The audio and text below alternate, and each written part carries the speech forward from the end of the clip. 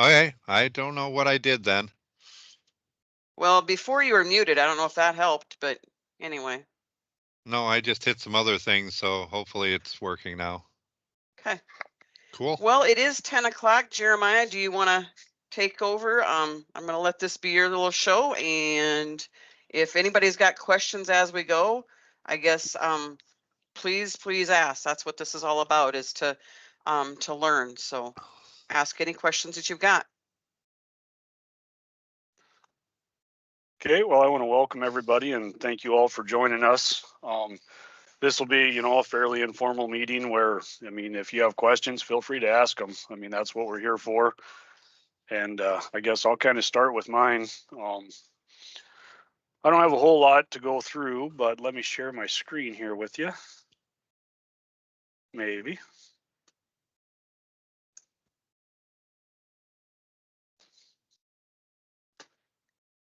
Boy, this works easier when you only have one screen instead of three.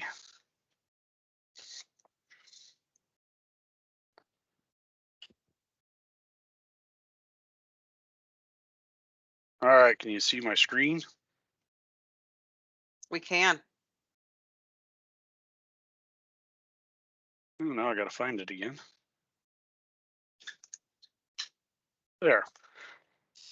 All right, so to start it off with, I just want to introduce myself. My name is Jeremiah Phelps, and I am a weed and pest program specialist for the South Dakota Department of Ag and Natural Resources. I think I've been able to meet pretty much everybody, I guess, for the newer ones. If I haven't yet, I guess I'd let me know, and I'll definitely try to get around and meet everybody. Kind of what I do for the counties, I guess, is I assist all the, county weed and pest programs, whether that be, filling out reports or just day-to-day stuff, I guess, whatever questions you guys have, I guess, I'm here to help with all that. And then the annual reports, which there's 3 different annual reports, and we'll go over that. And then the biocontrol program as well. So if a county is interested in any biocontrol, reach out to me and we'll definitely get something figured out, hopefully.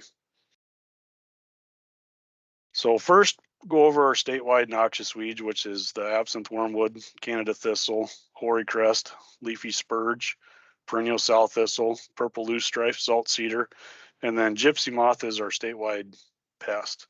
And then each county can request their locally noxious weeds that are approved that are approved, I guess, and you can go on that one. So I guess the big thing there is if you're going to have you have a complaint come in and, if you, want to go out and talk to them, go out and talk to them, but just know that they need to be either on your locally noxious or statewide before you can, I guess, really force them to do anything about it. So the reports that we're doing, the first one, which is this is the kind of the important one right now, which is the inspection summary. It's due the 1st or November 1st of each year. This is kind of a season-long project with this report, and then you have annual and physical report as well that are due on January 31st. So this is the inspection summary form. Hopefully everyone's kind of seen these. This is a cheat sheet for it. The one that I sent out you was just a blank form on filling it out, but it's due November 1st. Recommendations for filling these out is use your weed board, and others in your county. I guess, get an idea throughout the county, I guess, on these ones and try to get, the best estimate you can on them. Take notes throughout the year while you're out spraying. If you see something, take a note of it. That way you can refer back to your notes when you go to fill these out in the fall. Kind of the first one here, this previous year's infestation on the very first line here. The acres that were reported last year are the acres that are always going to be on here. The best way to find them acres, if you are not sure, is it will be on our website for the annual report. That all these reports come in, and then I will compile them together to do one final report, and then that will be posted on our website. This present year's infestation level. So every infestation must fall into one of these 3 categories. So if it's, pasture, range, or non-crop or cropland, and then your number of infestations, that would be like each parcel of land. or landowner. It wouldn't necessarily be if you have 10 different infestations on an acre, that's not 10 different infestations. That would just be considered one. Generally, your number of infestations is not going to be equal to the total acres reported, I guess. And then here with your acres with limitations, these acres as well, even though they were limited, they must be recorded somewhere in one of these, either pasture range, non-crop, or cropland. I mean, if you had limitations to control them, they still must be reported into these acres. And then here with this on the bottom here, we have field bindweed. Not really quite sure why I got that one right there. But anyways, this is for any other weeds if it's not a locally noxious, or if it's not locally noxious in your county. But if you have another problem, weed or pest that, you've noticed in your county over the year, make sure you put that down as well. And again, these acres are important. If, we would, I guess it would kind of come about, the most recent thing was the absinthe wormwood and Russian knapweed. I mean, we need to have the best estimate we can on these acres for that information as well to release. Next one is our annual report. This one's a pretty simple one, kind of self-explanatory on here, but you go through your weed and pest board. It's just how many meetings you had, and same way with education for public, weed and pest tours, interagency, if you interacted with game fish and parks or something like that. Then you also have your demonstration. Say you had, a weed control research plot or demonstration for that. Make sure you put down how many of them you had, and same way with pest control. And then your public relations, articles that you published or letters, number of media ads or fair, booths. Make sure you write down how many of them you had on each one of these lines as well. So, and then here, I guess the other one is the number of farms and ranches in your county. Make sure you write that down, as well as, how many visits you had to the, different landowners. And then number of resolutions of infestations issued, write that down. And then I guess the next one here, how many actions, procedures were completed. We'd like to know that as well. And then your miles of county roads or township roads. If you sprayed the county or sprayed each mile twice, then you need to double the miles, I guess. So even if each mile that you spray, whether it's, the same mile, make sure that you write that down. So if you only sprayed 10 miles, but you sprayed it twice, make sure it's 20 miles is what you put on there. Kind of go through your private lands treated. That's another one, how many acres of that, and same way with pest control. Then on the very bottom here, number of months or year supervised employees. That there, we just want to know how many months per year you're working. If you've been there for 10 years, I don't need to know 10 years. We just want to know how many months per year you are doing the weed and pest program, I guess. And then if you are a split appointment, write down highway or emergency management or management or whatever, your other duties may be. And then same way with number of people you supervise, make sure you write that down as well. Hey, Jeremiah, I had a question on that. Yes, sir. Go ahead. So on the miles sprayed, do you put, left and right, do you do it both? So like if you spray 1 mile, but you spray both ditches, is that still as 1 mile or is that 2? That would be 2 miles, correct, Brenda? Correct. And I know some people do record it either way, but if you're actually recording how many miles you're spraying, if you went down 1 mile line one time and you went to the other ditch, then technically that would be 2 miles sprayed. That's what I report, is each side a separate mile. And that's how it's intended to be, because you're just trying to report how many miles sprayed. And granted, a lot of people are confused. I don't think there's a whole lot of weight to worry about within that statement or the information that's on there, but it is good information to have.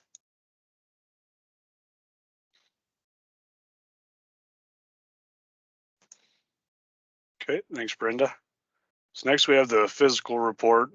This one here, I mean, you have to wait for, the county to have all your numbers, I guess, in, so you'll have to work with your auditor on this one, but again, these ones here, we'll be going over them again, closer to time, because these are both due on, January 31st. The biggest one we want to go over right now is the inspection summary, but these ones once we get closer to time, I'll send out another email as well, and then we'll have the forms attached and you can go through them as well. Well, I guess that's about all I have for the reports. Again, if anybody ever has any questions, you're welcome to reach out to me. Either you can email me or call me on my cell phone. I think most everybody has my cell phone.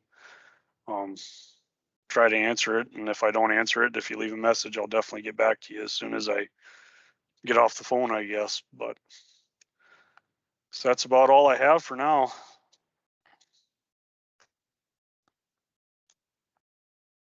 Anybody have any questions or?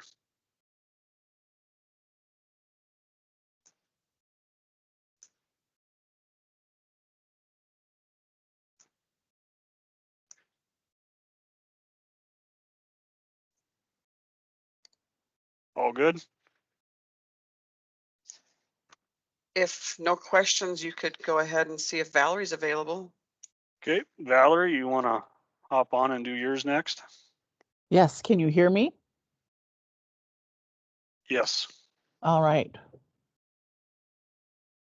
Now I just have to put up my PowerPoints because I wasn't going to have any, but then I thought, no, I should because Jeremiah would expect that. So, Yes.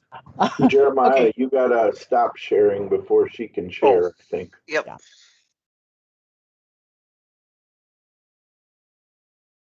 There we go. Is that better? Yes. Now, if I can find my share button, which, Right next to your leave button. yeah, there it is. And I got to pick the right one. Otherwise, it's going to, okay. Did that bring up the right one? Yes. Okay. So you can't see my speaker's slides, just my presentation. That Okay. is correct. All righto.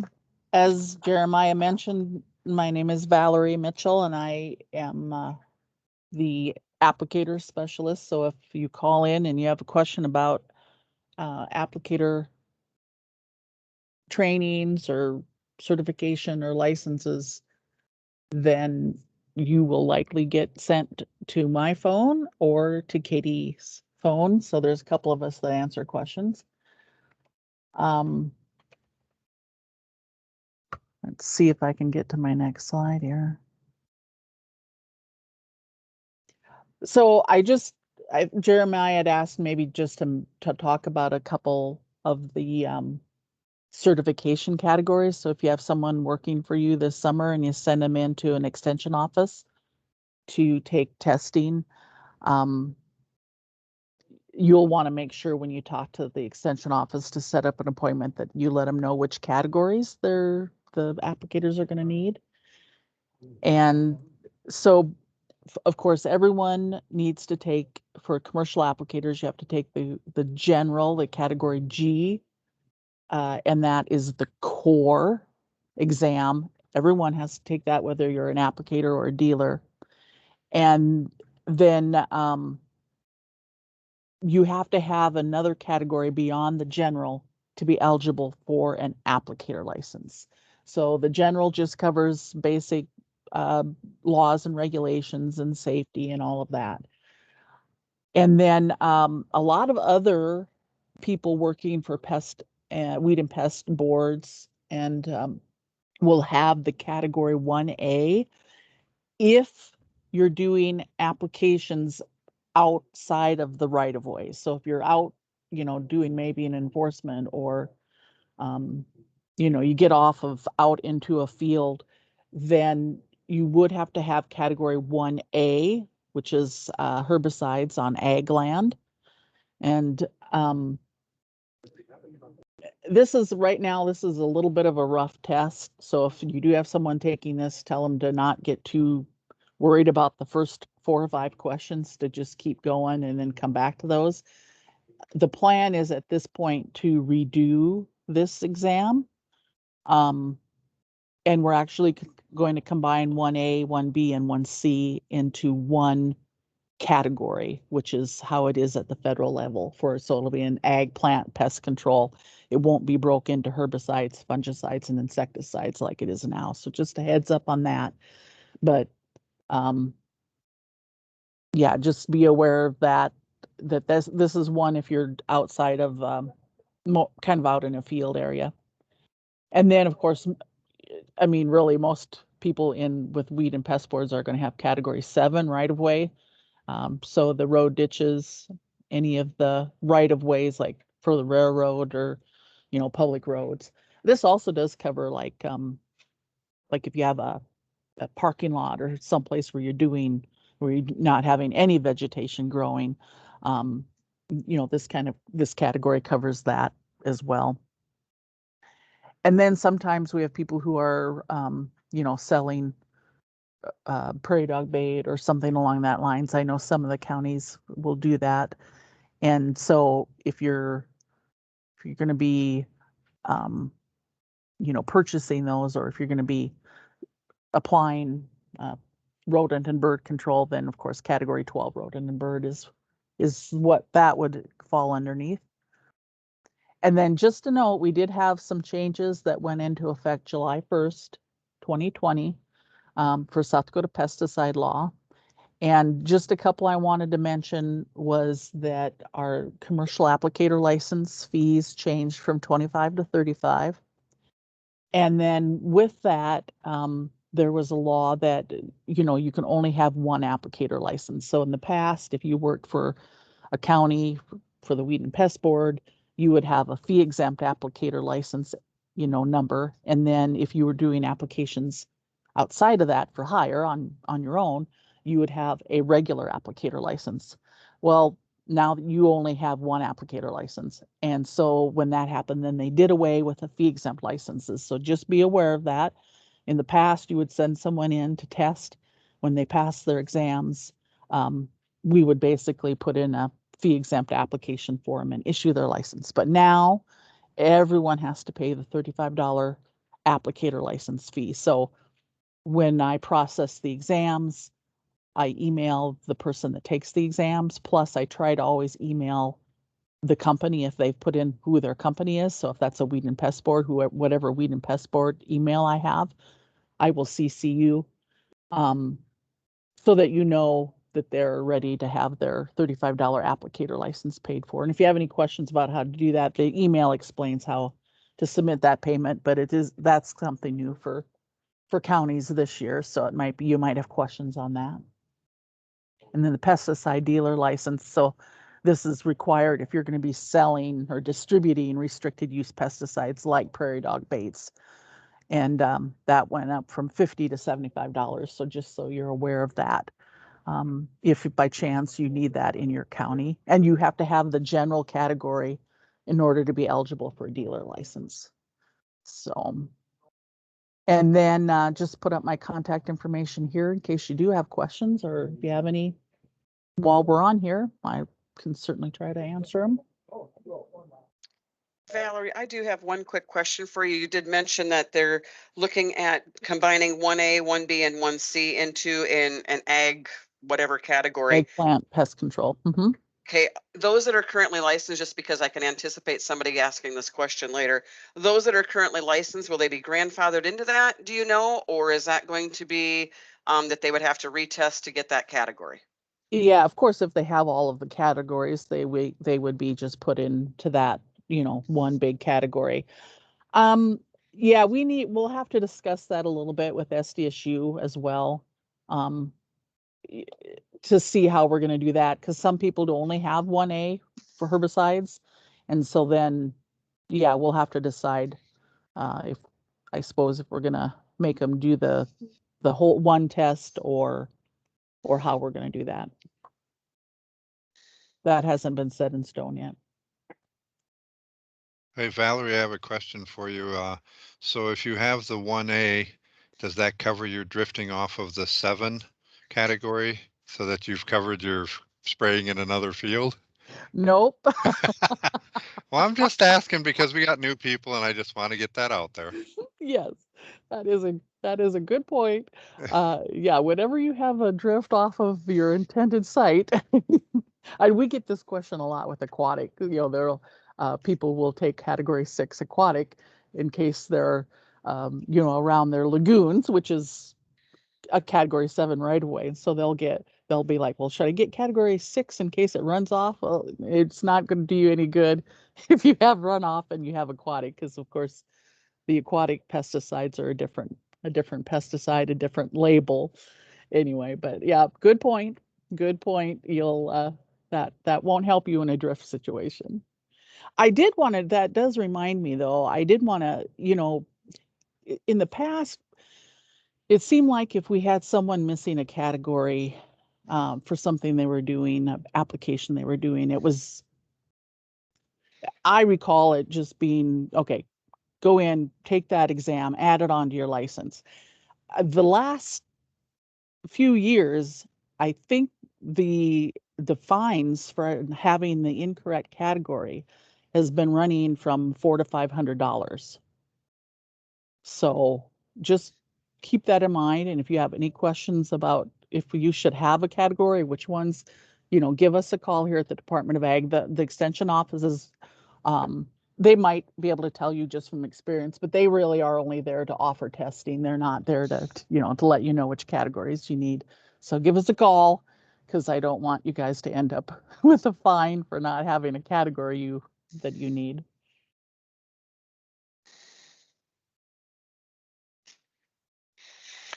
Okay, any more questions for?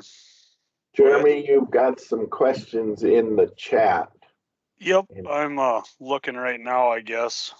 I can't remember what the gallons was for when you need a tanker endorsement, so I'm looking it up right now.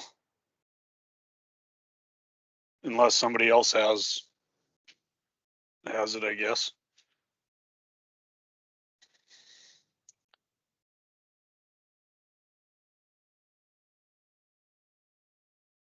From what, according to the Department of Public Safety's website, if a tank has a capacity of 1,000 gallons or more, must have specialized knowledge and skills to drive liquids and bulk.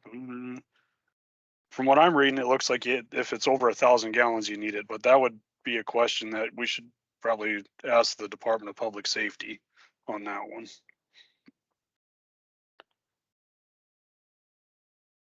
I can do some checking today and I can get back to you, Jason, if that would work. Hey, Jeremiah, I put it in there. I just got mine, and the ladies in Mitchell, they looked it up and called, and they said I didn't need the tank endorsement. What was the gallons where you needed? I have 1,400 gallons. And they said since it's just a water truck, they said no, we didn't need it. I do know that whether you're hauling water or whatever it is, if it's over a certain amount of gallons, you do have to have it, but just because it was water, I guess. But like I said, I'll do some checking with the Department of Safety and I can get back to you, everybody on that one. Jeremiah, you need to ask for it 2 ways. If it's just water with injectors, so it's not actually, you know, it's just a water tank, or, you know, in some cases, people will have a pesticide in that water, and I would guess that would be different than where it's just a water tank with an injector system. Well, you might have to have a hazmat, I suppose, or something, depending on what chemical but I'll do some calling on that. Yeah, shouldn't need a hazmat, but anytime you go over 26,000, that's when you get into needing a CDL of some type. Yep. No, I'll try to get a hold of them today and I'll get back to you on that one.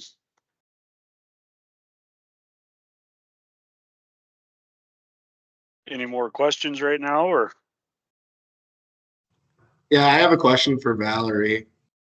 So I was just talking to my extension office lady and we do some private spraying.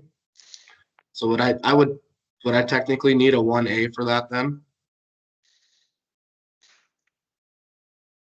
So, you're saying that you're applying to your own land or leased land as well? No, we actually get hired to come in and spray some private land for other people. And it's a situation where it's a field and you're applying herbicides. Yeah, like we'd be spraying like our amine and Toradon and all that in their fields and like on their fences and all that. Yeah, yep. So you would want to have category 1A herbicides on ag land. And if you already have a license, you would just go in and take that exam and then that'll get added on. There's no fee for the certification exams. And that'll just get added on to your license and a new card will get sent out. And then you would be okay for hiring out for that type of application. Thank you.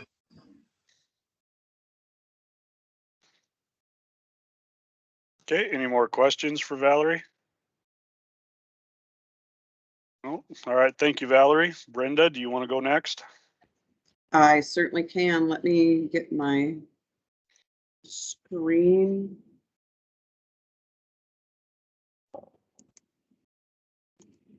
I've got my PowerPoint up, but it doesn't want to let me. This is what I love about sharing screens.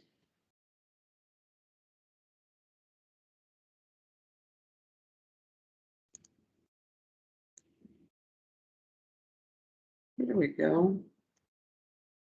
Did that share?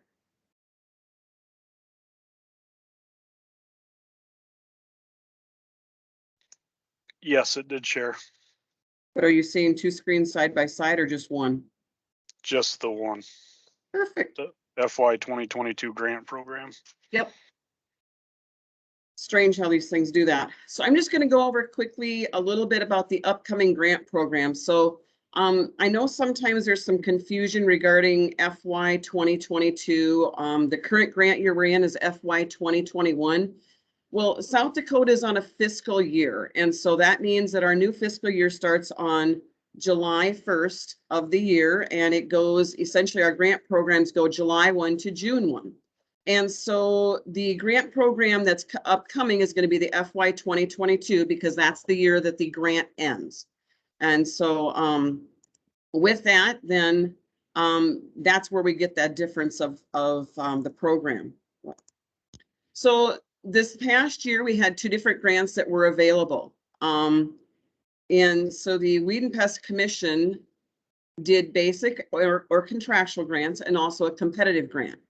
And they approved them at their February 2021 meeting. Now, the next call for grants will be available on or about October 1st of 2021. So you want to be watching for that information. We email it out. We also will send that out via mail as well to every county. So that is one of the things that you should be looking for this next year. So this last year, there was $230,000 that was available for the basic or contractual grant, and there was $220,000 available for competitive grants. And I don't believe any of the newer supervisors have got a competitive grant out there, but I do want you to kind of be aware of those things to think about, that if you are looking to do a special project that the Weed and Pest Commission does apply, they do have grants for those types of things. So something to kind of be thinking about. So the basic grant, funds must be expended between July 1 of 2021, which is the upcoming one, and June 1st of 2022. And one of the biggest things that I see as we're processing these grants is the fund dollars cannot be spent prior to that July 1, 2021. So all of your invoices must be dated after the start of that grant. Just typical things that you cannot use the grants for is they cannot be used to fund supervisors' wages or benefits, licensed vehicles, their maintenance or repairs, office equipment or supplies, or building maintenance or repairs. But you can use them for things like chemical, seasonal or contractual wages is the other thing that we've done a lot of with the commission grants. On the basic grant, a 50-50 cost share is required. So what that means is if, like, say the upcoming grant is for $4,000, that means you would have to have a receipt totaling $8,000 or more before we could get you reimbursed for the entire amount. So Jeremiah talked about this earlier, but one of the things the last several years that the commission has decided is important is to have your annual and fiscal reports in, as well as your inspection summary filed with the Department of Ag and Natural Resources. And so that's one of the grant requirements. So you must file those in order to qualify for the grant. Now, the competitive grants have got a different date, and the only reason I want to make you aware of this, even though many of you don't have a competitive grant, is because as you're thinking about doing one, then this gives you the information for that, just to kind of have in the back of your head. But the competitive grants actually start on April 1st. They did start just here a month ago, and they go through March 31st.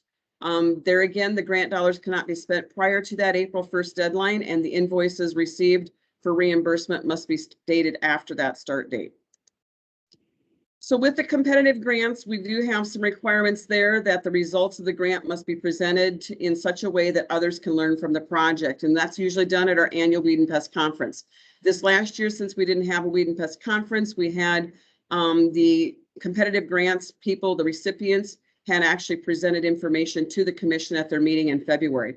So that's why we always say to document your project with pictures and data, so that way then you can present that information so others can learn. The competitive grants also, the proposals that build partnerships are really encouraged, and funds for supplies must be used directly for that project. So with both of the grants, and I know a lot of you have received your green grant agreements, but when you receive a grant from the Weed and Pest Commission, you are entering into a contractual agreement, and only the items that are listed on that agreement are eligible for reimbursement.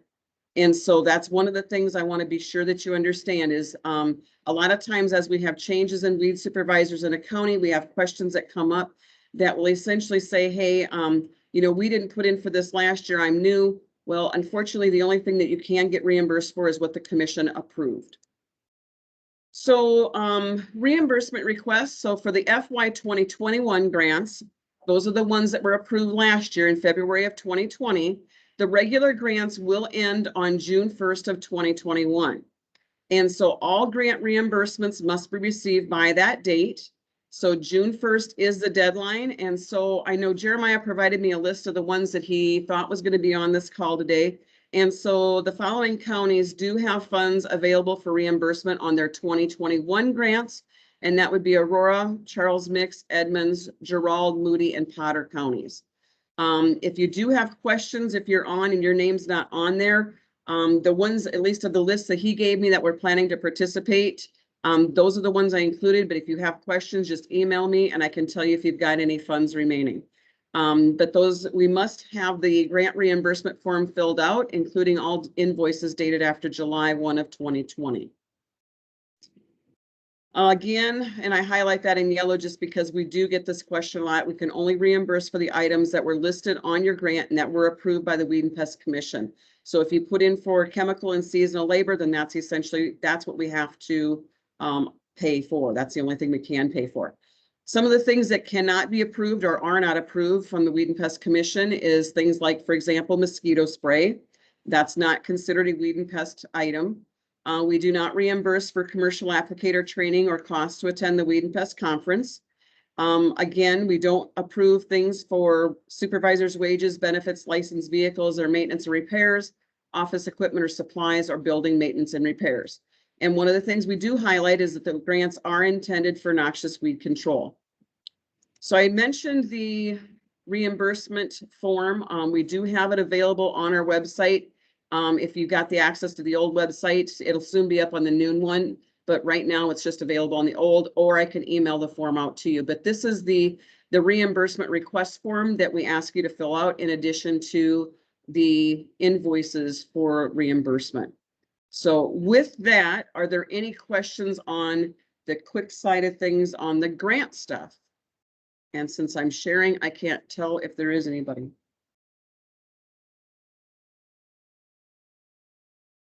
All right, if not, Here's one, Brenda. Does Okay. licensed vehicles include upgrading sprayer equipment? so licensed vehicles are not included in that. But if you have got tanks, nozzles, if you've put that into the grant where it says spray equipment, then that means tanks, nozzles, hoses, things like that, we can reimburse for those, but we will not do anything on a licensed vehicle. It includes four-wheelers and Rangers. Anything else? Not seeing any at the moment. Thanks, because like I say, mine, it's when it's in this kind of mode, for whatever reason, I can't see questions. So Jeremiah did go over these quickly. I just didn't, I guess we probably should have coordinated on that a little better. I just wanted to highlight what the state noxious weeds were. I'm just going to touch a bit on the locally noxious weeds and the process to get those approved. But the statewide noxious weeds are absinthe, wormwood, Canada thistle, hoary crust, leafy spurge, perennial sow thistle, purple loosestrife, and salt cedar. And so then by rule, we have also got a list of locally noxious weeds and pests. And so currently there's 26 different weeds and pests that are on our locally noxious list. The most common that we get for a request is probably musk and plumeless thistle. We do have a few field vine weeds. Bull thistle is another fairly common one. And yellow toad flax is another one that we see quite often. So those are, the musk and plumeless is by far the most common one that we do see. Oops. So as far as requests for locally noxious weeds, in order for you to have them as a locally noxious weed within your county, you do need to submit a form to the South Dakota Weed and Pest Control Commission that must be signed by your weed board chairman. And a couple of years ago, there was a change that you had to include a copy of your county weed board minutes showing that the locally noxious weed request was voted on at your county weed board meeting and approved. And so those requests are approved by the commission at their February meeting. Typically, they're not approved at any other meeting because then this allows you time to publish your intent to inspect prior to the season. So that's one of the things that we do. Once that it's approved, then the designation is good for 5 years.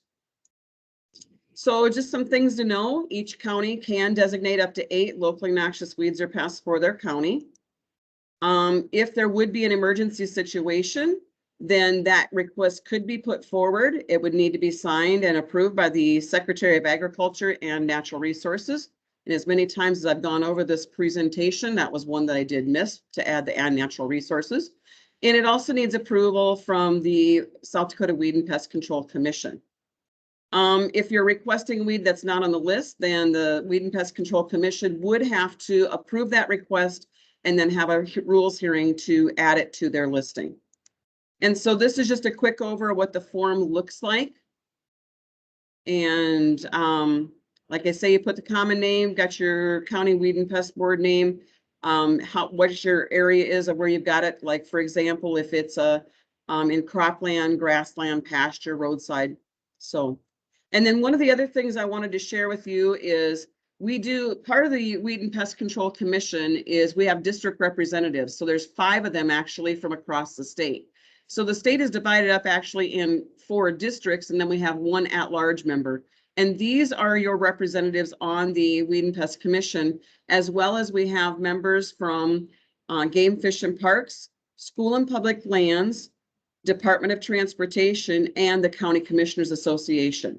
SDSU and Department of Ag and Natural Resources also sits on that commission, but in an ex officio we don't have a vote on those. So with that, I can move on to, I believe I'm still sharing. Is that correct, Jeremiah? No, you are not sharing right now. Well, that stinks. Just a quick question.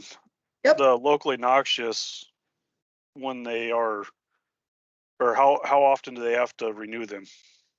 Every 5 years. The designation is good for 5 years.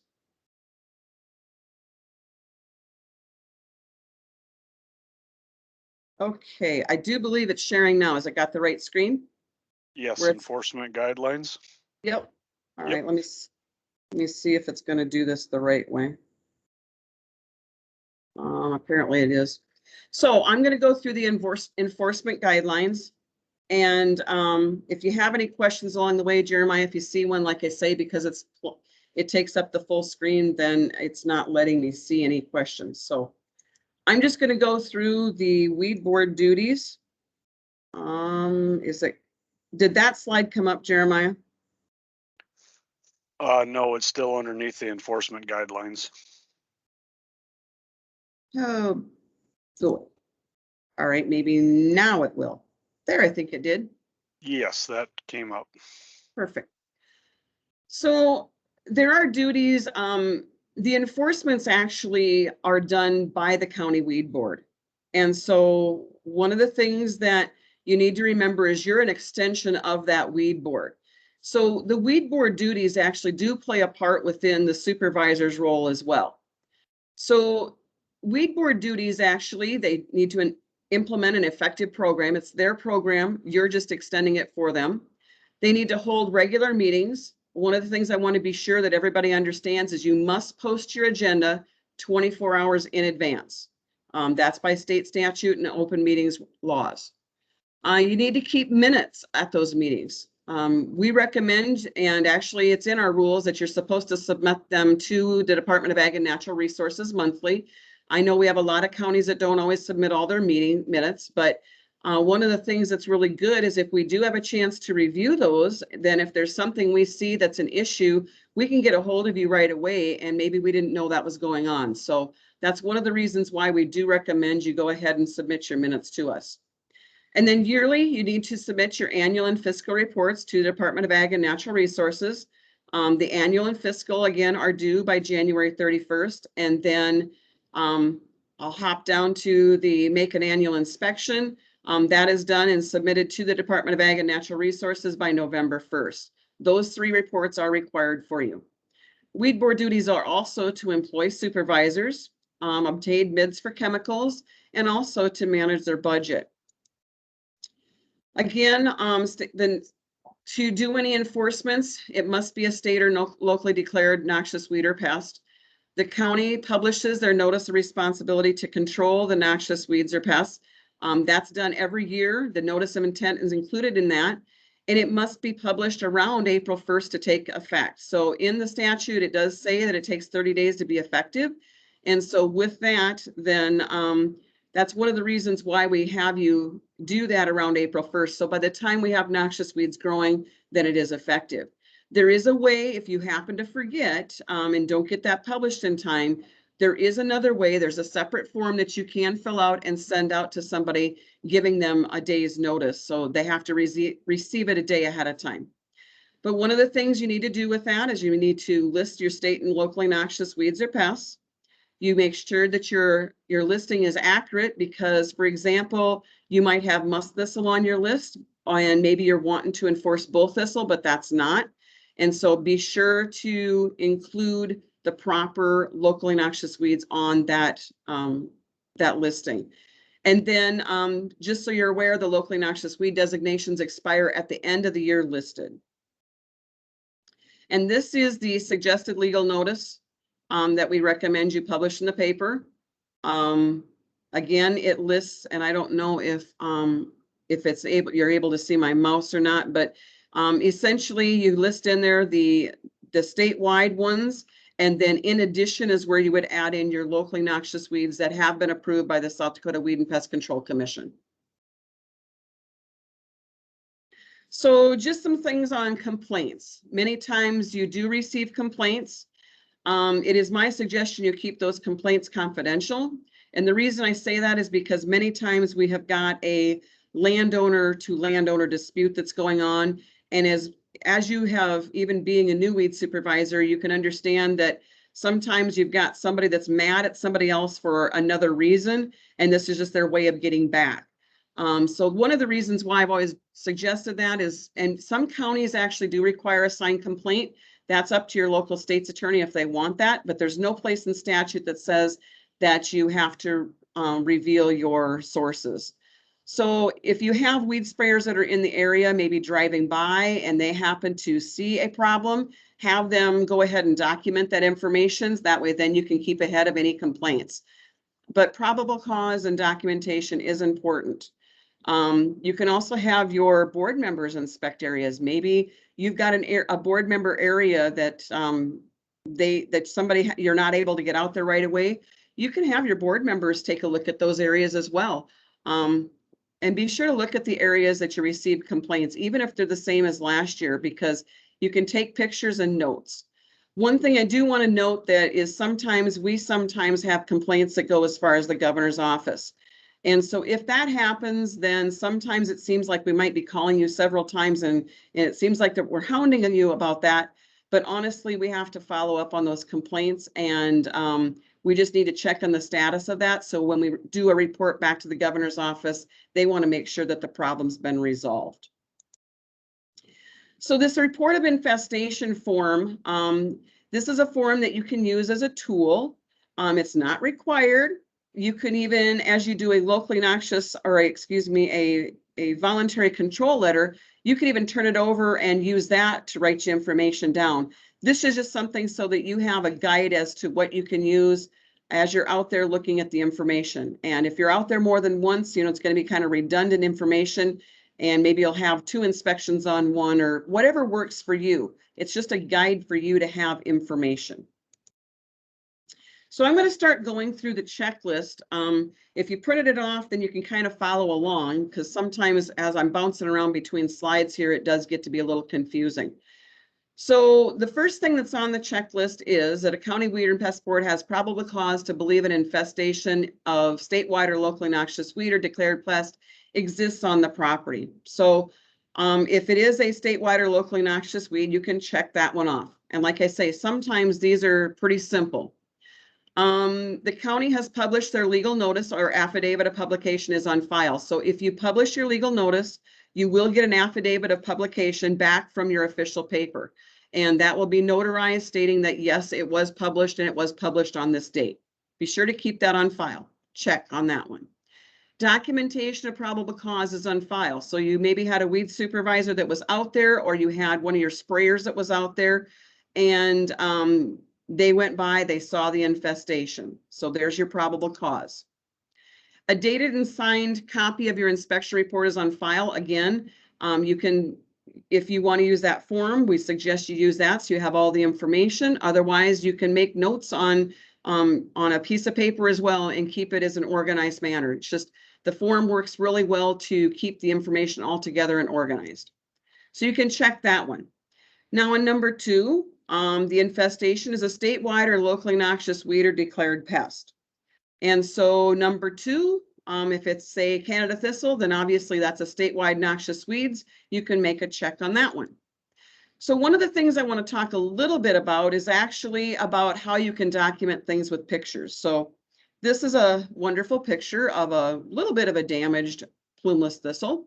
And so the question is, let's just say you've got a field of this. You take this picture. Do you have any landmarks there? How can you prove where it was taken?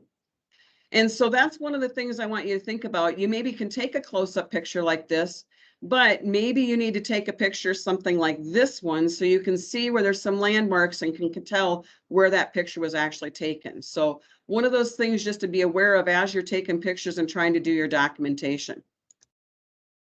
This picture here is a landscape picture, of course, of some leafy spurge later in the year. Even though it's a little bit brown, it still's got its yellow to it, but just another idea of how you can take a picture. I won't tell you whose property this was on, but we did have some public property that had quite an infestation of Canada thistle, though it was supposed to have been sprayed. One of the problems we have. So a voluntary control letter is actually sent out, voluntary compliance, and there's a form that you can use in the handbook. I'll show you that here in just a bit. It asks the landowner to voluntarily control their noxious weeds within a designated amount of time.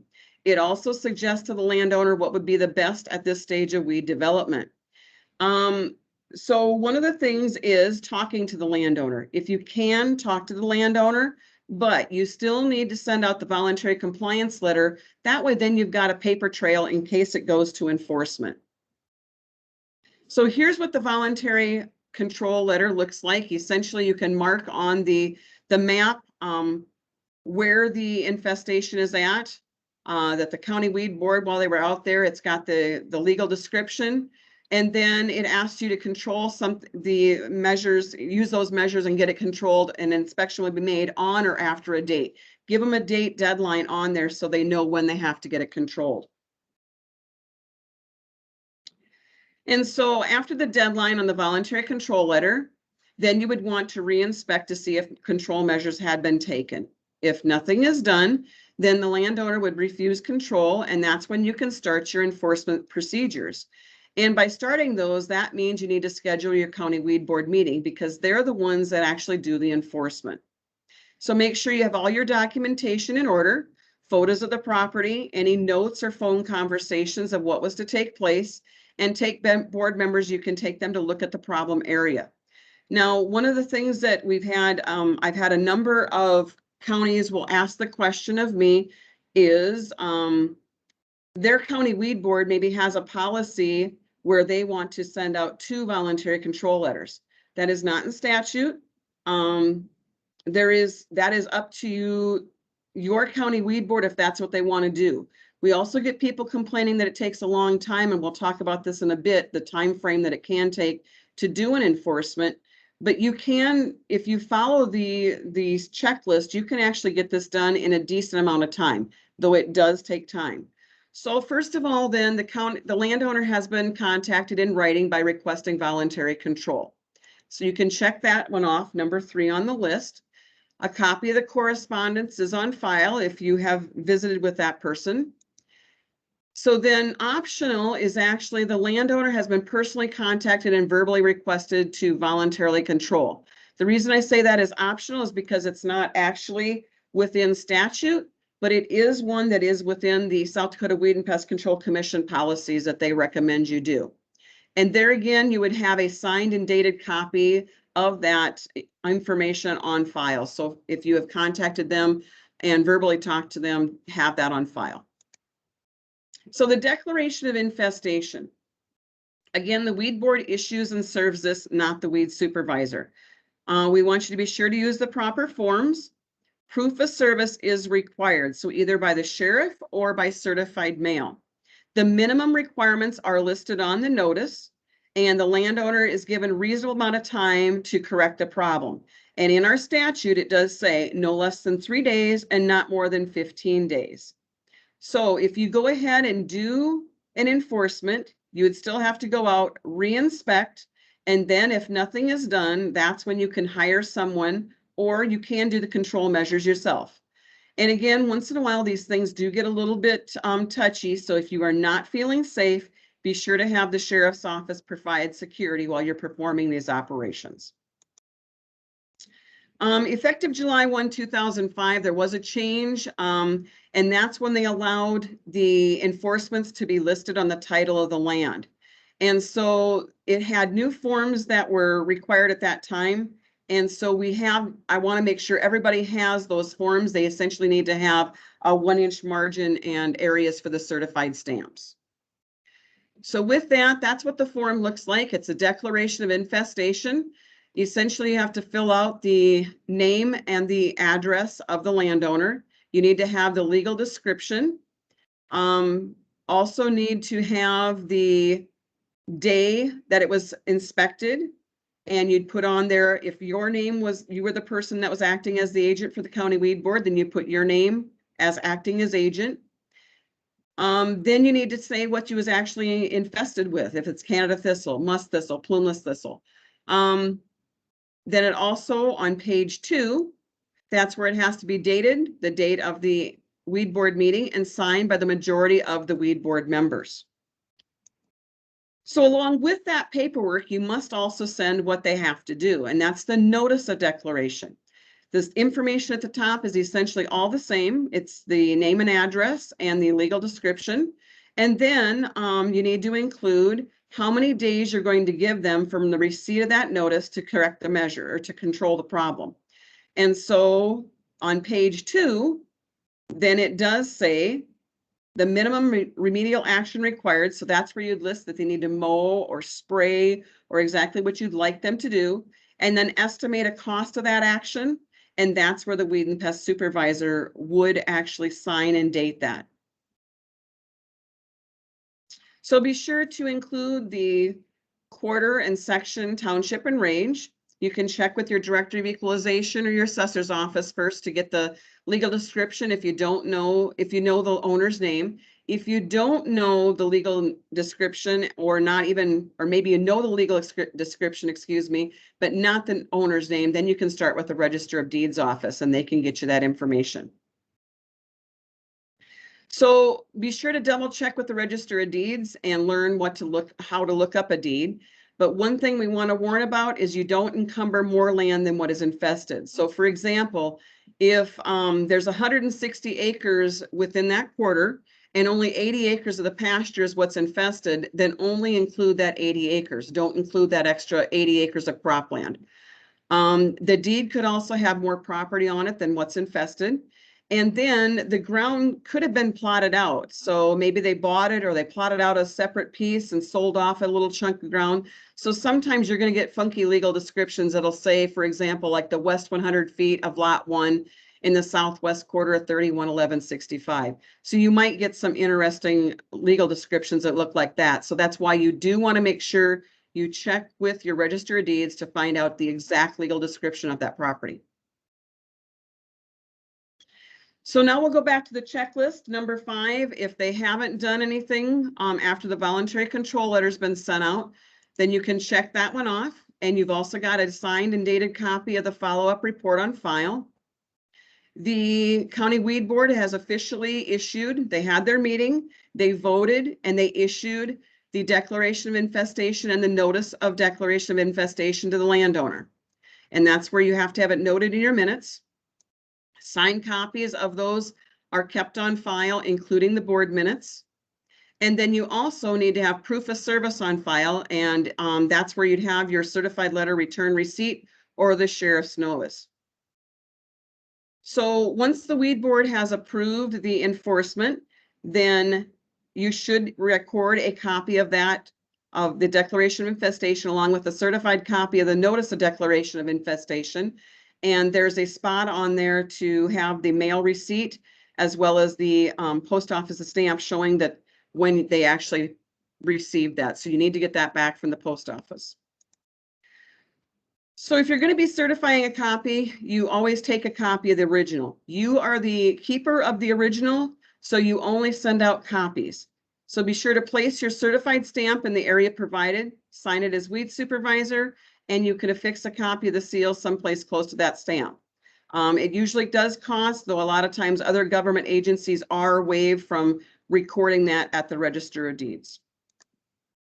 So here's what a certified copy is. A certified copy means that whoever is authorized by law to be the keeper of that record will certify that the copy they are handing is true and correct copy of the original.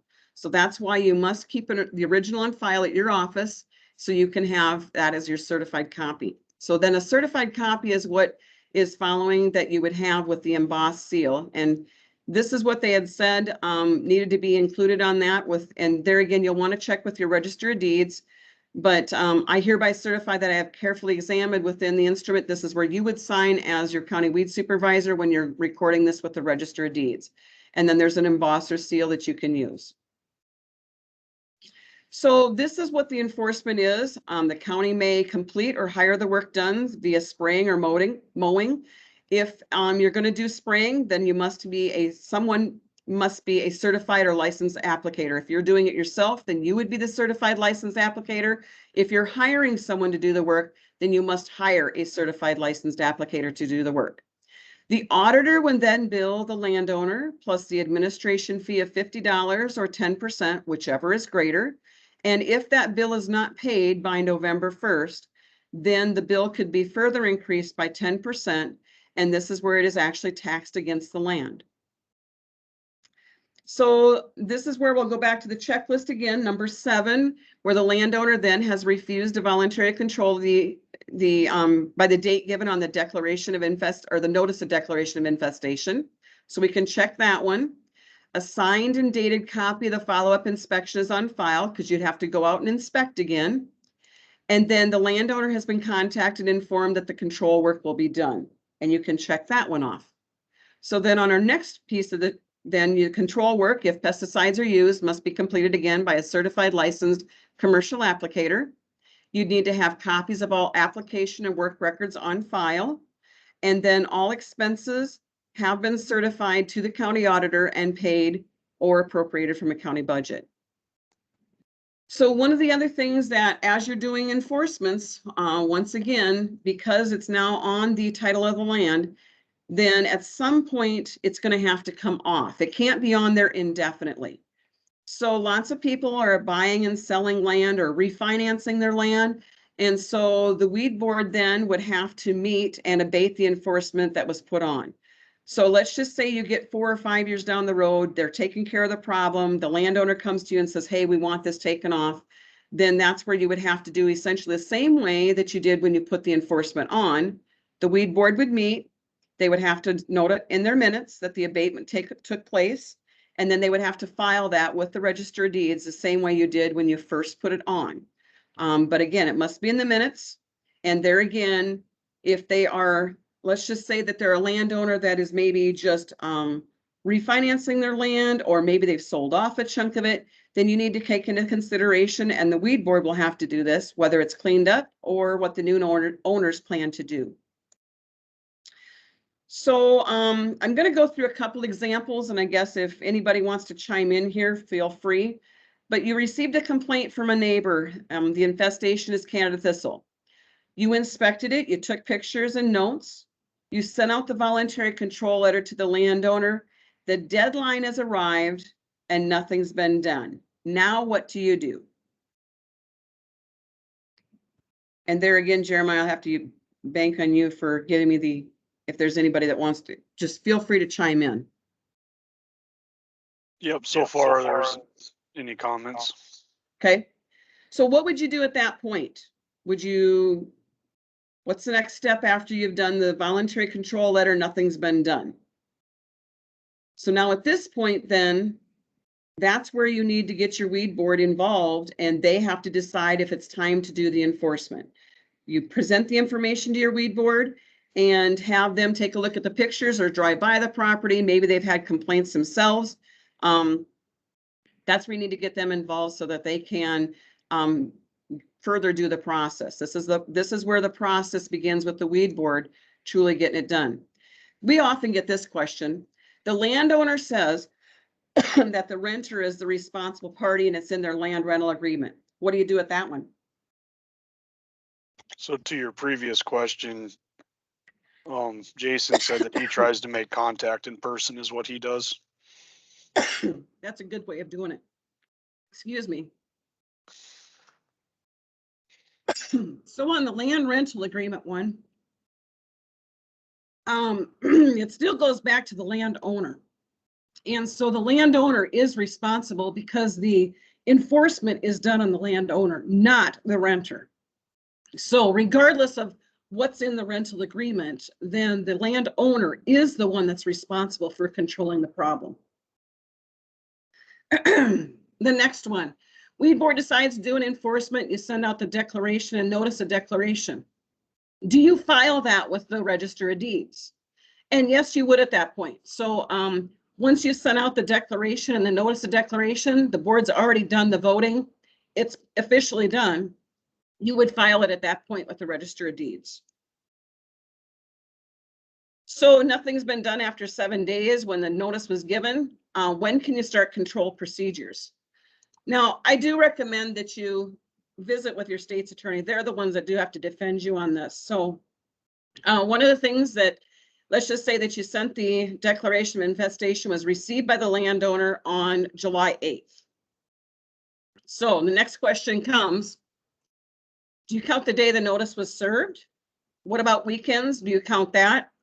And there again, I always recommend you check with your state's attorney, but a lot of times when it's under 14 days, they will say to use business days versus calendar days. But there again, that gets to be one of the questions. So if it's less than 14 days, then use business days. If it's over 14 days, use calendar days. But there again, check with your state's attorney to make sure. So I'm just going to kind of go through this one here. The landowner was given 7 days to control the infestation. If you did on calendar days, obviously that would speed it up. If you do business days, then you would do 7 business days. You would not count the day that the landowner received that notice. I would recommend doing that, starting your enforcement procedures after the last day. So essentially you could count the 9th, 10th, 11th, 12th, 15th, 16th, and 17th, and enforcement procedures could begin then.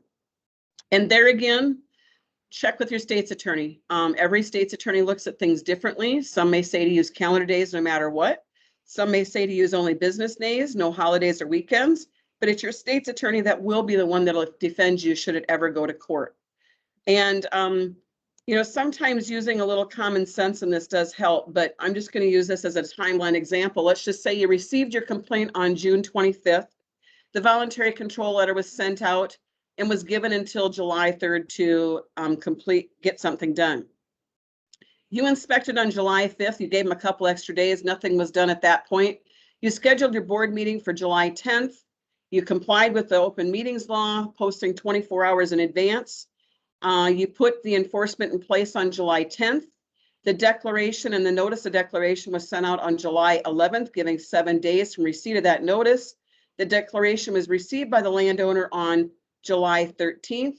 So the 7 days doesn't start until after that date.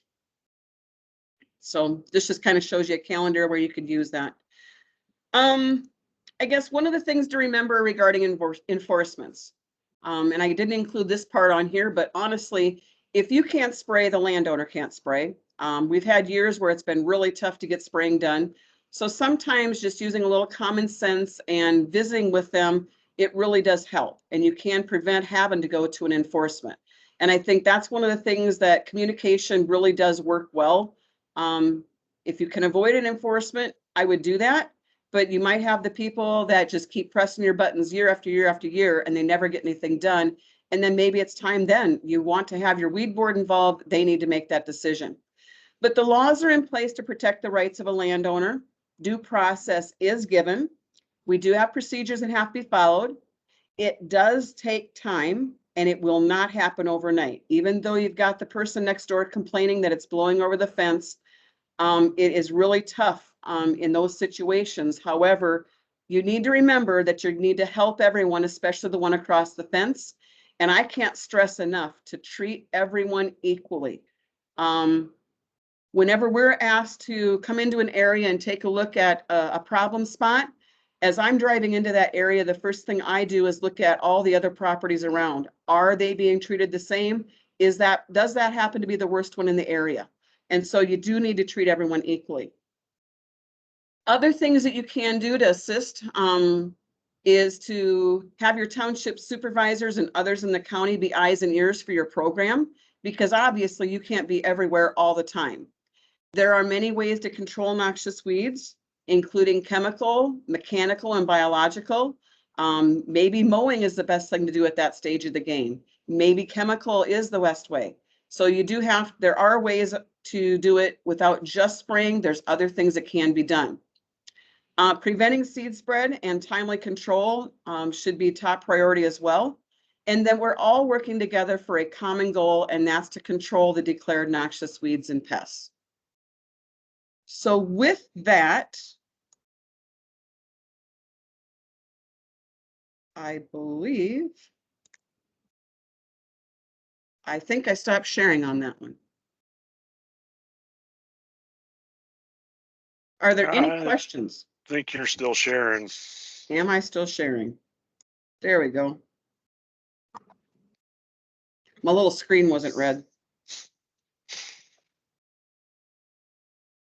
Any questions anybody's got? If not, you can always reach out to me. I was a county weed supervisor before I started with the state, so I've been doing this for, I don't want to say how long, but it's well over 25 years. Anyway, so it is one of those things that, you know, if you do have questions, like I say, we always recommend you get your state's attorney involved. That's if there's ever going to be a problem. It's really important to keep everybody on the same playing game. Any Brenda, questions? how does the state feel about organic farmers in special dispensation compared to other farmers when it comes to enforcement? So there again, you want to work with your state's attorney. However, there should be no special privileges for somebody just to, because they're an organic farmer. There's things they can do to mitigate and to control noxious weeds. The state law does say to control the noxious weeds. So that's where you have to refer back to that. Maybe because they're organic, they have to find a different method. And that's where I go back to, there's other methods of control, not just herbicide. You can also do mowing. And there are some things that organic farmers can do. For example, I know some of them have sprayed vinegar and done other things. So.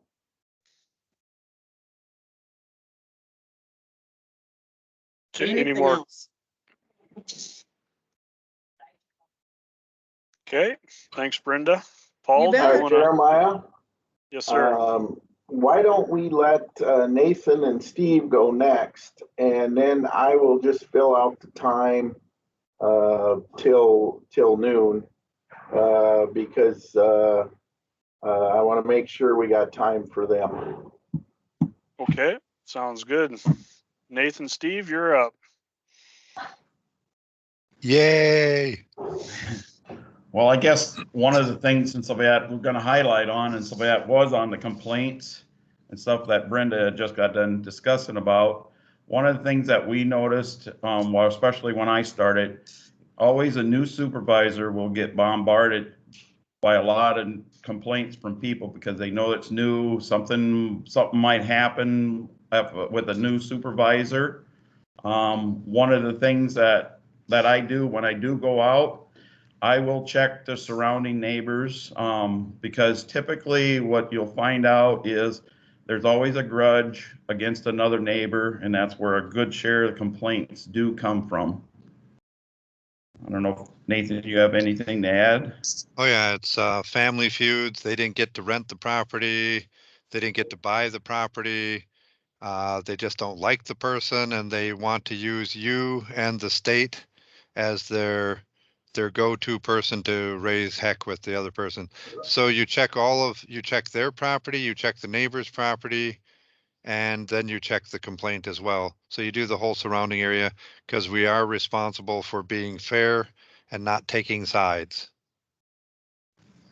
I noticed a question come across and somebody had, by putting legal notices in the paper, you have the rights to go on that property. You're not trespassing. Basically, you have almost the same rights as a game warden does to inspect a freezer. And so just to let you know, as long as you have it publicized in a paper that you have the rights to investigate. Do they need probable cause though before they can go onto Yeah. that land? Yeah, you have to have somebody had to have a complaint. And so we had to be able to. Or you could go out drive there. by and notice there was an infestation. That would give you Right. probable cause as well. True. And it doesn't hurt Steve, to can I make go a comment real quick? contact with the individual whose land you're going on is always in your best interest, but you do have the right to investigate too. Go ahead, Brad. 2 comments. Governor Nome pushed a bill through legislation this year that would prohibit conservation officers from emptying private property without the landowner's permission, Okay. except in the cases of probable cause or reasonable suspicion that a violation has occurred. Okay. So, and also, I'm not aware of that with the weed. but I also want to make a quick mention that everybody, as far as the law enforcement standard, everybody's covered under the 4th Amendment right to reasonable protection from unreasonable search and seizures. So a game warden cannot go into somebody's personal freezers. Okay. So you do need to be very careful about saying that game wardens can walk into somebody's house and check their freezers for inspection. Okay. All right, thanks. That's why it's always in your best interest to make contact with the landowner. And, but if you are driving along and you see weeds and you've published it in the paper, you can go and make sure that that's actually what you're seeing. Then you contact the landowner so that you can do a better inspection. Communication is always a vital, important thing, and respecting the landowner's property is obviously in your best interest as well.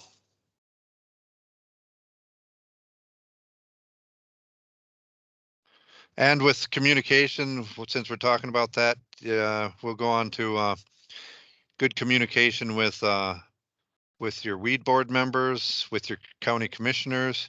They're the ones who are backing you up.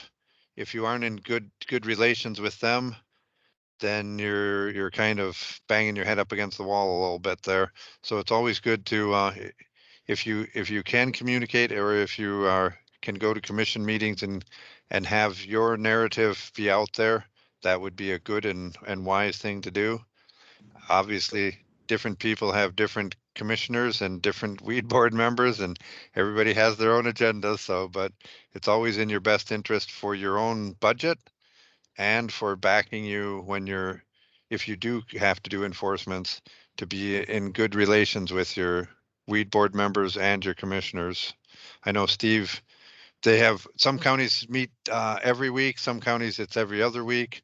So just keep in mind, keep the line of communication open with all of these individuals, because that's who signs your check, that's who does your budgets, that's who approves your chemicals, that's who decides what equipment you have and to what extent you're allowed to do what you're allowed to do. So it's always good to be in good communications with them and with the state on that. So I So I'm meet just gonna- monthly with my commissioners, do a report every month. So that, and I pretty well have a good relationship with my liaison. So that really helps, working with the rest of the commissioners. yes, Brenda. So I just want to go back just a tick here, but to Brad's question. So under 382219, within the 3822 is the entire statute for the weed and pest control, as far as the laws that we deal with here for noxious weeds. But 382219, police powers of state personnel and enforcement of chapter. In performance of their duties pursuant to this chapter, the South Dakota Weed and Pest Control Commission, the Secretary of Agriculture and Natural Resources, his assistants, inspectors, agents, and employees are vested with police powers, and that covers weed and pest supervisors. Under 382220, it talks about entry by state personnel not deemed trespass, crop damage not assessed, the entrance by an agent or employee of the Secretary of Agriculture and Natural Resources, county or supervisor upon property and performing his duties pursuant to this chapter does not constitute trespass, nor may damage be assessed against the state, the secretary's agents or employees, the county, or any supervisor doing weed and pest control work. So it is covered pretty clearly in the statute.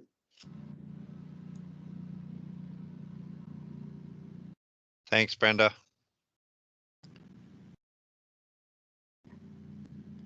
I guess we can go on to equipment. I know my equipment and so that in previous years, we've had boom sprayers. A few years ago, I started going to boomless sprayer. One of the things there is, I don't know how many people out there that have different rigs, but one thing about boomless sprayers, you can basically avoid a lot of damage as far as equipment wise, but you got to watch more or less, I guess, of what you're spraying by, because you can have a potential a little better or not having control of having drift. One thing I do in the equipment, if it's a little bit of breeze or something going on, I'll regulate my pressure to to keep down on the fines. I do add some additives in it to kind of keep it from having a little much for fines. I don't know, Nathan, want to point out? Yeah, we've switched mostly, well, I guess we've switched entirely to boomless, other than on the Kubota. Well, that's boomless too. And it was mostly due to they came in and put in way more street and avenue signs and stop signs and all the signs, and to raise booms up and down, and just added a whole lot. But like Steve said, you have to be more conscious of the wind. You aren't just dropping nozzles down and keeping them at a certain level. You're spraying up and out. And so you have to be way more aware of what your drift pattern might be. And in order to work with the wind, and some days you might end up going down one side of the road and not coming back the other side of the road until the wind switches to a different direction. You have to be aware of that, and you have to know what your equipment is capable of. You can use water and go into a gravel pit or into your yard and see what it does in different things to find out what your equipment is capable of in which conditions. And sometimes we go out with a Kubota or a four-wheeler and catch stuff up closer to the fence that we can't get with the boomless equipment. There are advantages to booms and there are disadvantages, and just like there are advantages and disadvantages to boomless. Also, there's injector systems. At present, I'm just doing tank mix. It depends on what your equipment is and what your finances are for your commissions and your weed boards as to what they're allowing you to do and what they're recommending, because you have to listen to that as well. And you can always get a hold of any of us to find out what we're doing and see whether it'll work in your area. Obviously, everybody's area and what weeds and what terrain you're dealing with is going to be different.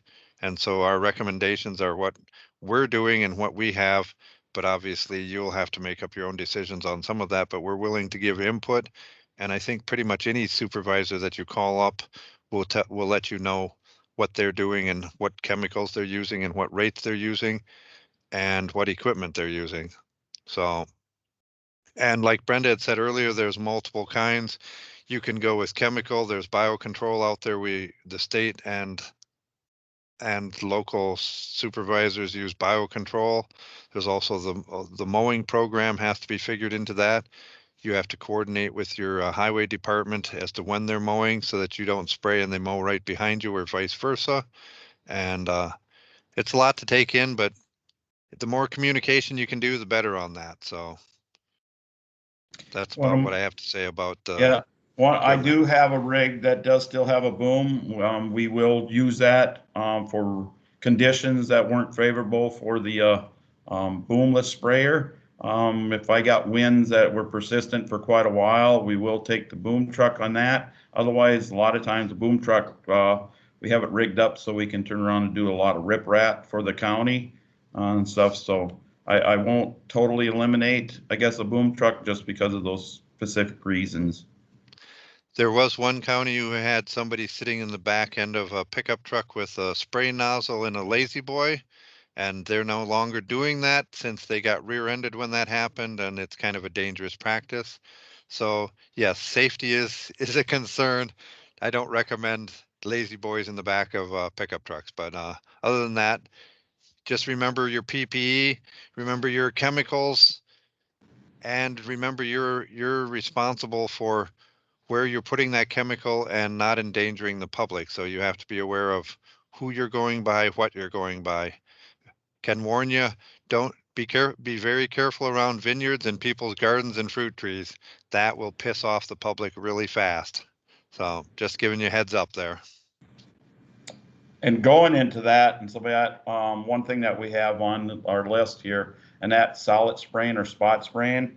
Cottington County, when I started, was pretty well solid spray of 2,4-D, and then we just spot sprayed. Our chemical we usually mostly is Tordon, because we have a lot of leafy spurge in the area, and so it has the diversity of our different weed species of using Tordon, but in the last 5 years now, we've went to almost all, pretty well all 100% spot spraying.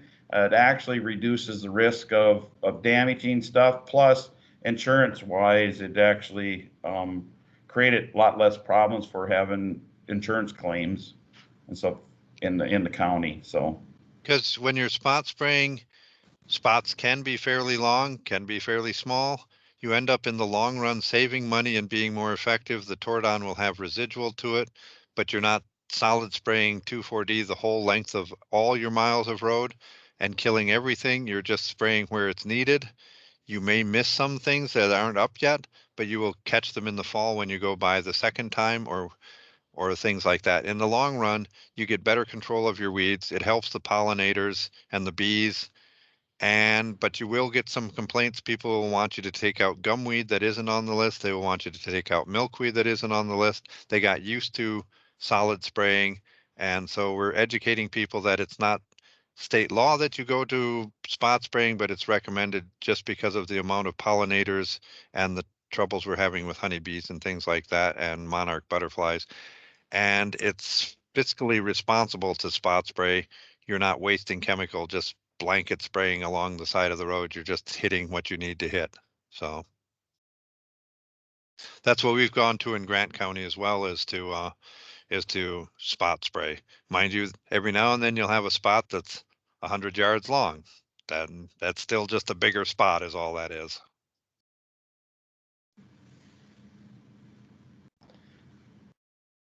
Any questions on that or so far?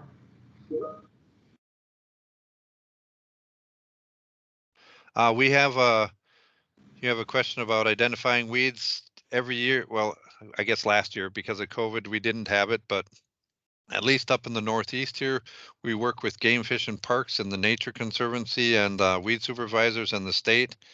And we put on a plant ID tour, and it deals with native plants and invasive plants. I know Scott Guffey out west does something similar.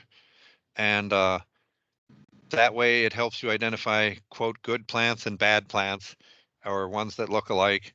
And so it helps the better you know your plant species, the better off you're going to be with identifying what you should be spraying and knowing when they come up and at what stages it's best for you to hit them. So we encourage anytime that there's such a thing that you participate in that helps you identify that. Otherwise, we get questions, Jeremiah gets questions, Brenda gets questions as to IDing plants and what they are. And if you come across new ones that are potential invasives, we're supposed to report them to the state ag department anyway. And there was a pop-up and somebody commented about PowerPoint. Paul will give probably a PowerPoint of different weed species. One of the things that to highlight, he talked about the tour. Right now, we are trying to set up a tour, possibly June 6th. It's looking like we're probably going to do it in the CT Hollow area at this present time. We'll know a little more here in the future. So just we'll send something out to update people on this tour. Probably one of the last things that we'll probably discuss, and that is daily record keeping. It is pretty adamant to probably keep records.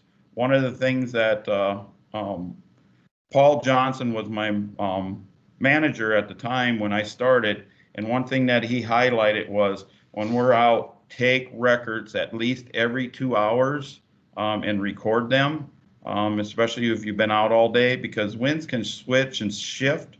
And if you actually have to be inspected by Department Ag, the more records of daily and hourly keeping you have, the better off you are. I did get, a few years back, Scott Guffey had a decent worksheet on it. I really liked his. A lot of it is just check, and you just fill in basically the either the roads that you were working on or our township or pieces, plus basically he had a list of all the chemicals that he used, and you just write down the amount of chemical that you used for that total day. It really helped increase efficiency. Plus, you can't always read somebody's writing when they're writing and sign something. So the date of that, thinking about June 6th. June 6th. And also According to there's my always, calendar, that's a Sunday. That's why I was asking. Oh, sorry. Maybe it's it's June 3rd. June 3rd, sorry. Oh, June sorry. 3rd. Yep. June on 3rd. A Thursday. Yep, June 3rd. Okay. Also, There's the fall tour, the commissioner tour, and that covers a bunch of plant things and other interesting things. If you can get in the habit of showing up to the fall tours, I highly recommend it, along with the, our annual meetings that got canceled last year, but we'll be back on our annual conference and stuff. But if you can go to the Weed and Pest Commission fall tour, that's also very enlightening. The other thing that is very important we have on our list is through SDSU, they do test plots, and that's through Paul Johnson and his crews generally. And if you can get a test plot in your area that you're concerned about, Paul's very good with working with you. And I know that we go to conferences and he'll talk to us and he'll give us numbers, and that's very interesting. And people sometimes doze off because the numbers don't mean that much to them. But if you have a test plot and you've gone out and you've seen what the different chemicals are and what it's doing, I highly recommend that if you can have a test plot in your area or go visit one, Paul will be more than willing to share with you what the actual chemicals are. It's a triple blind study generally, and he might even rope you into helping grade them so that you actually have hands on and see what the chemicals really do and the chemicals that don't do anything that salespeople are trying to sell you. So, and he's neutral on it all. He's just testing it, but you can make up your own mind when you're there that certain chemicals don't do much, or they'll bare ground it when they claim they don't. And you'll see what Tordon does, what 2,4-D does, what any of the chemicals that you're commonly going to be using, he will generally be testing, and I'm sure he'll talk about that more. But I highly do recommend that if you can have a test plot or visit a neighboring county that has test plots, go do that. He and his crews do a heck of a nice job of it. And if you can see it hands-on, I recommend that. I have learned a lot from helping doing the test plots. It's really noticeable after you help score. I mean, Jeremiah could probably attribute to it. He was able to help do a score last fall. Yeah, it's definitely surprising, I guess, when you're doing them, I guess. So definitely a good thing to look at too, because you have no idea what chemical they're using. You just simply see the control of it, and it's definitely something I would recommend getting in on. Any other questions out there for some of us who have been around a little bit? Not that we have all the answers, because like I said before, everybody's conditions and what they have to deal with is different, but feel free to contact us anytime. And if you have questions now's the time to do it in this forum.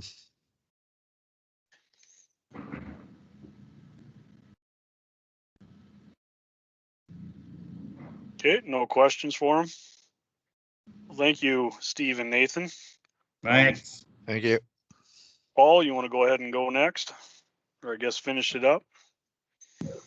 Sure. I guess just a couple comments onto them. Also, working with the county commissioners to me is really important. Realize if you're doing an enforcement and you're hiring somebody to do that for you, that initially is going to come out of your budget. And so it could limit what you could do that year if your commissioners aren't behind you and helping deal with the situation. So keeping everybody informed is always very good and needs to be a part of it. Okay, let me see. There, I got the camera up. Now I need to share.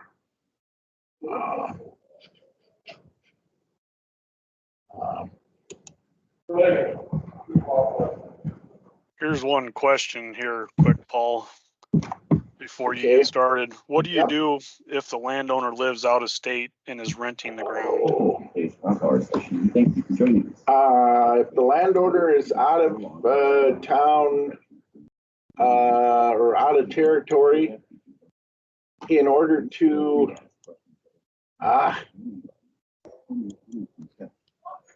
can probably answer that one too. Yeah, go for it. While I'm you're trying doing to. that, Just because they're out of state doesn't mean that they don't have the same requirements. There are some things that you can refer to in statute. For example, there is a piece in the statute that does talk about the notice that's given. If you're having difficulties getting a hold of somebody for to deliver the notice, there's a spot in the statute that does talk about where you can post a notice on the bulletin board at the courthouse and it's deemed served after 5 days. But you would still mail that to the last known address of that landowner. So, but just because they're out of state doesn't give them the ability to walk away from their duties. So if you want to refer back to the statute, it's 382218. It's service and notice on a non-resident owner of infested land. Where the heck is my? Did that answer that question, or is there a further question on that?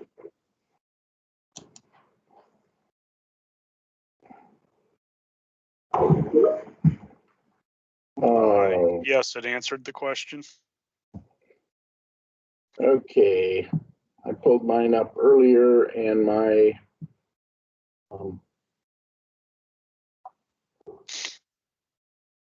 it's not wanting to let me get it up now.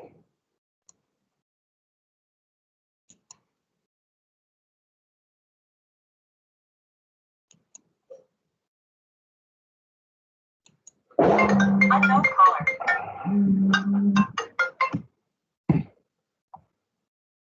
And let me see. Okay. Why does it not let me go to, there we go. Okay.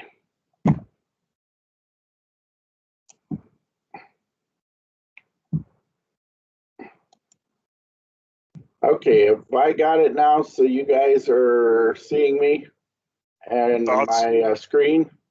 Thoughts of noxious weed control for weed supervisors? Yep. It's Okay. good. First of all, I really didn't have much on ID here today because I thought that was for another time. So I'm going to say the SDSU Extension Noxious Weed Pocket Guide. If you're seeing my picture, I'll just put it right in front of me. This handout is very good to have with you at all times if you're new on ID. Because it'll help you. It has all of the common noxious weeds in it. We don't have the latest one, the Palmer Amaranth in here, but every other one is in it. And I think there's only 3 counties that Palmer Amaranth is a concern, and one of those counties doesn't even have it in it. So this should be your guide to help you ID what you have out there. And we're going to go through a few things quick here because a lot of them have been covered. And, you know, what I wanted to start out with, where are you and why are you there? You know, it might have been an opportunity at the time. You could have, it was ordered for you to take over. We see some situations in counties where people kind of get thrown into a situation. Looked to be a great challenge. Weed work, I can say I've been in it over 40 years now, and to me, there's nothing like a good challenge in dealing with weeds. Might have been an increase in pay for you. It was all about the people I got to work with. You know, and if you're like Nathan, you get to work with yourself all the time. And some of us are close to that, or you never really thought about it, but you should, because some of the things you're gonna do, why do you do it? Well, in a few cases, it was a dream job. I have to say, in my case, I've enjoyed every minute of it. The thing I think about working with weeds, it's always something new each day. Never is boring. Now, some of you might be saying, well, it could be a little more boring at times. It would be okay with you. but that's something I think is good. The satisfaction of seeing clean fields and roadways. One of the first things I think I impressed on Steve was that when you drive down the road, you're always looking. And when you get into working with noxious weeds, you might say, well, I really need some help with ID and whatever. You'll get onto it fast. Spurge and thistles, you'll be able to spot at distances you can't believe. And the other thing you start doing is well, how good a job am I doing? And how good a job is Nathan doing over here, or whoever it might be in another county? You kind of end up doing a little comparison sometimes. But I will warn you, your wife will not like it if you're married or your significant other, because you end up looking at that as you're driving all the time, and they get a little upset when you're talking about it. It might be you're doing this for all the compliments of a job well done.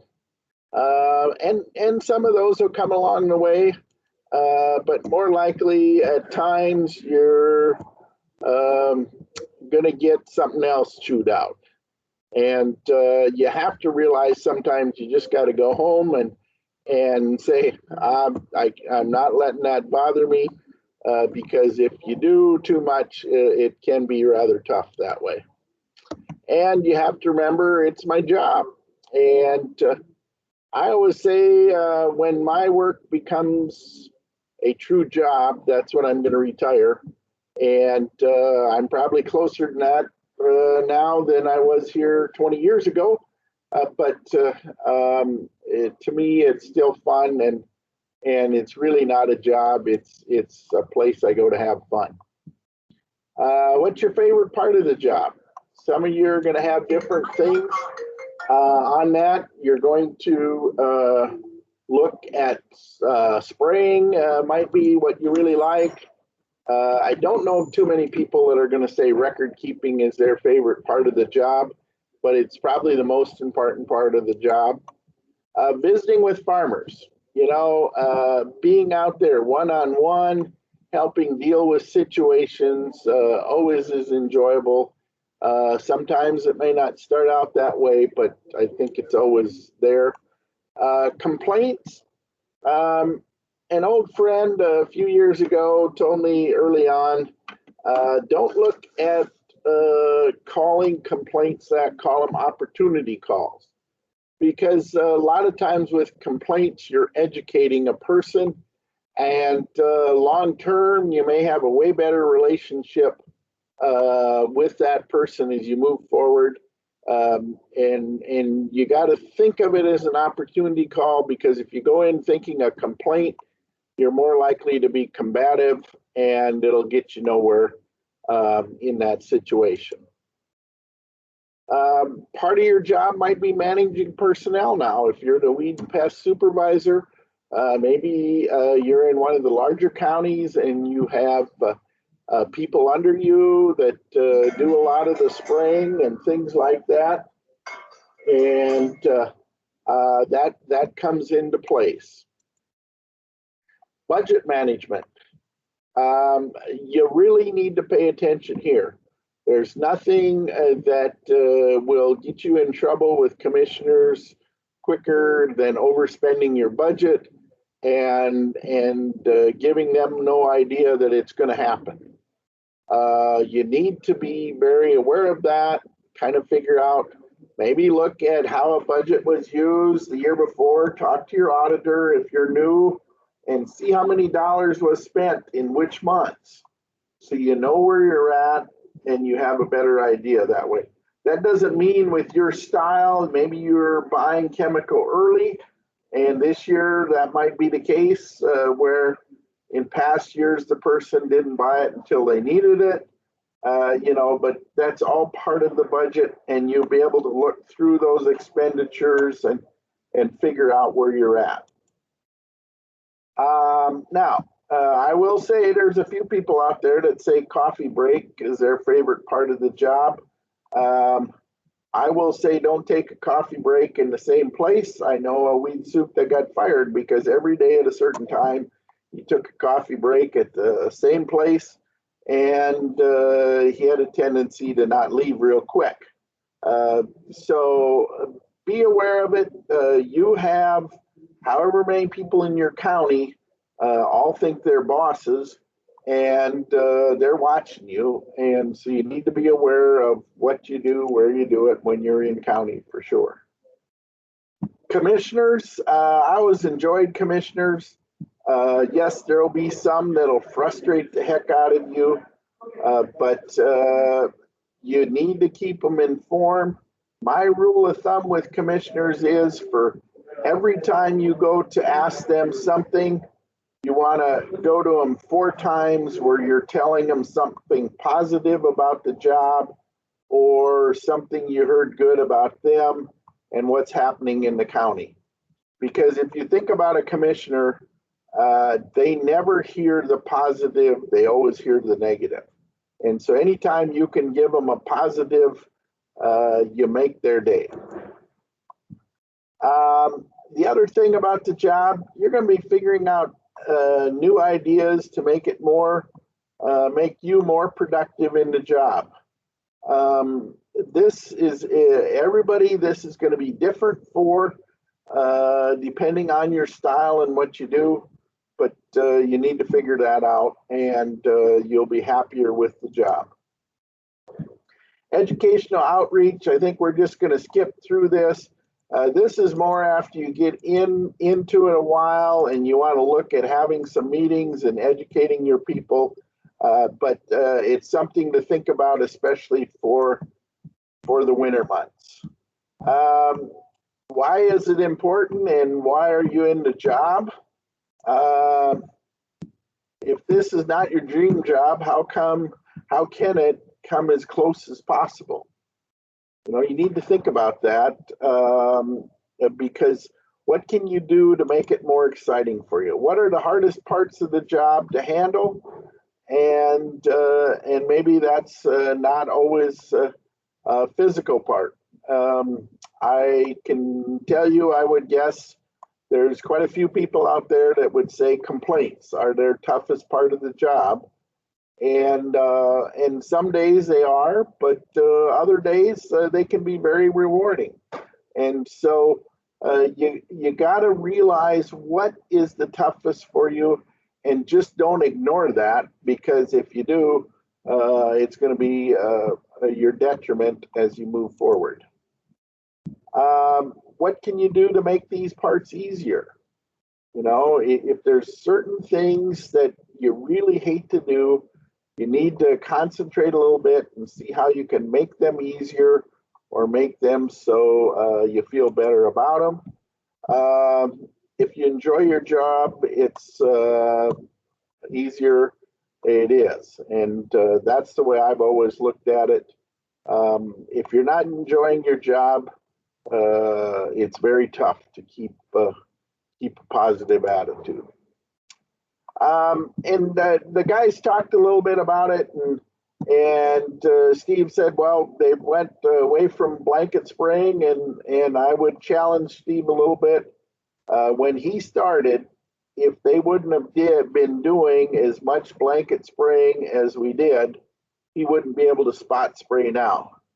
And there are areas in the state where you might have a couple, 3 miles that are just going to have to be blanket sprayed because of how bad the situation has gotten, and you need to do it. So I say blanket spraying bad, but the one thing about it, if you've got some of those really bad areas, it's an area you can get started earlier in the spring, because you don't have to have the weeds up above the grass, so you can get going. You know, within the next week or two, if you've got areas that are really bad and you want to get going, doing some blanket spraying on those might be a way to move forward. It's going to provide the best overall control of the noxious weeds. There's just no doubt about it. It's what other things you're concerned about. And, you know, I say, what's the difference between blanket and spot spraying? Well, one guy put it to me once. If you turn off the sprayer when you see milkweeds, is that still blanket spraying? And his contention was it wasn't. And so it's just a term, and in everybody's eyes, it's a little bit different. So you kind of got to move forward as you see what works best in your area. Will you get bad infestations under control if you just spot spray? If they're bad enough, I have a hard time saying spot spraying is going to do it. And if you are going to spot spray and you got bad infestations, I would say you want to go 100 to 200 feet beyond each patch area, because you're going to have things coming down in the grass that are still there that you're not seeing. Now, a little bit about the different sprays, because that comes into play here, and then I think we'll be probably about up to time here. Contact versus translocated sprays.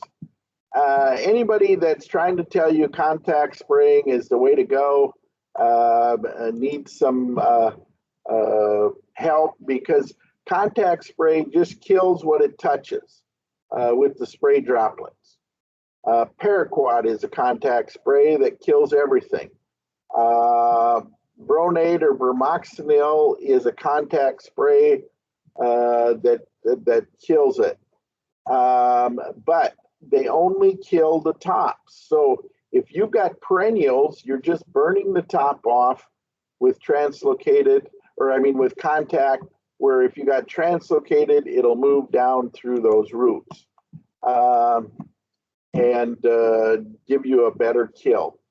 Contact spray, if you're the one noxious weed out there that I can think of that we could use contact spraying on would be Palmer amaranth, because it's an annual, and if it's small, a contact would work good on it.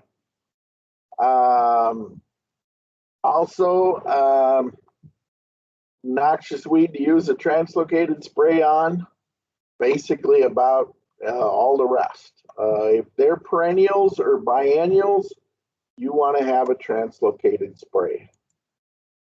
Residual versus translocated sprays. Well, does a residual spray always translocate? Not necessarily. There's some soil sterilants that have very long residual but do not translocate. But for the most part, sprays that translocate and have residual are the ones we want for long-term weed control. And does a translocated spray always have residual? Well, maybe a little bit, but if you look at 2,4-D, the residual on a lot of it is only about a week long, where it's going to help you with control. And so consequently, a very short residual. If we look at Tordon, which is translocated, it has a very long residual. Can we spray, spray be both? Yes, very much so. Which is the best type? The best type is what you're going to use that does the job the best for your situation. And it's good to use different sprays for different problems. And now, where Steve is talking up there, he's got a lot of thistles and a lot of leafy spurge. Well, if he only had thistles, he probably wouldn't be as concerned about using Tordon because of its superior ability on most of the leafy spurge and also on thistles. Maybe he'd be just looking at Milestone if he was just at thistles. But each spray has its specifics, and you need to be aware of them. They talked a little bit about organic farming and can organic farming work? And my answer to that is yes, it can work very well. What's the best form of weed control for an organic farmer? Obviously, you can't spray, and so it becomes tillage. An organic farmer will never be also a no-till farmer. It just doesn't work. There isn't enough tools left in the toolbox to make that one work.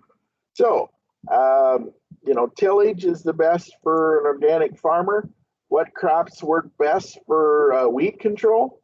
A lot of organic farmers, if they get bad infestations, look at using alfalfa. They can put that in, it's clipped, and they can reduce weed pressure. Even Canada thistle, if you leave alfalfa in 4 or 5 years, you can really get that problem under control. And so also rye is a crop that organic farmers can use a lot to help them out with weed control because of its robust growth, and it's also inhibition of other plants from growing. Can organic farming work without tillage? No, I don't see it can. Can organic farming be done right,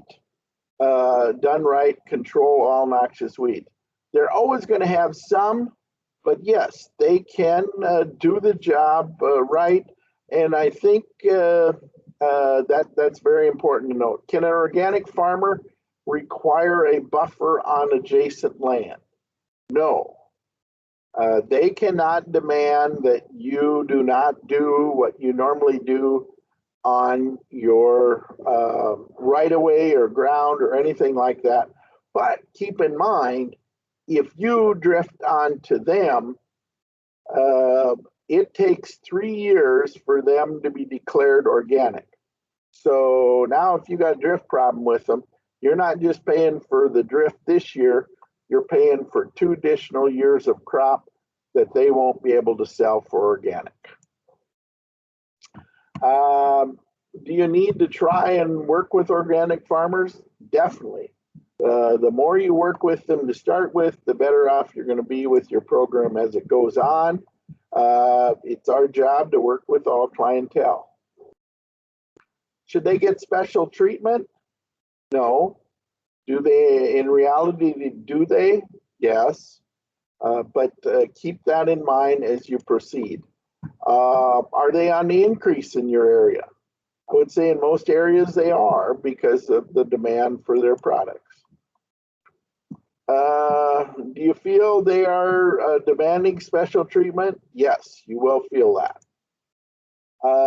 Do they take more time to deal with? Probably yes. But also, how many that are successful at organic farming are a problem? Very few. I can think of a guy down by Madison. His name is Charlie Johnson. He's been at it probably about 40 years now. He takes care of his noxious weeds. He knows they're going to cause him problems, and he goes at it that way. So I think I'm just going to cut it right off there, Jeremiah. I think we're up to time, but I sure will stick around if there's some questions. Okay, thank you, Paul. Does anybody have any questions for Paul?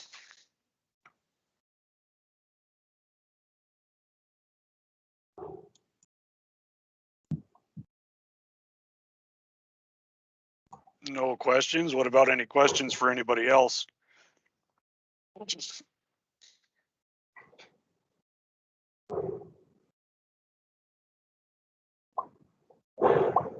All righty, well, I guess that's going to conclude our meeting then. Thank you everyone for attending. Unless anybody has anything else to add to it. Guess just a reminder, anytime you have a question, feel free to reach out to us. Said I have my cell phone is 605-295-4910. And you can reach me at email or cell phone, either one's fine. I guess same way with anybody, we're all here to help, and go from there. One then, thing I guess. can add, one thing I'll add is about, usually in Cottington County, we do a leafy spurge collection, usually the latter part of June. I will anticipate doing that again. We seem like we can have pretty good collections here in this area, so if anybody's interested for a collection, you can. I'm not sure that came across good. A leafy spurge bug collection. We do the Apthona flea beetles is what we're collecting, not leafy spurge. Oh, sorry. You want some spurge, you can take some. Oh, so Just because Chris has all the toad flax up there. So Douglas County did post on here that they're interested in collecting leafy spurge bugs. We do have some spots down in the very southeastern part of the state. Typically Dennis Ganshaw has got a couple of spots in Clay County.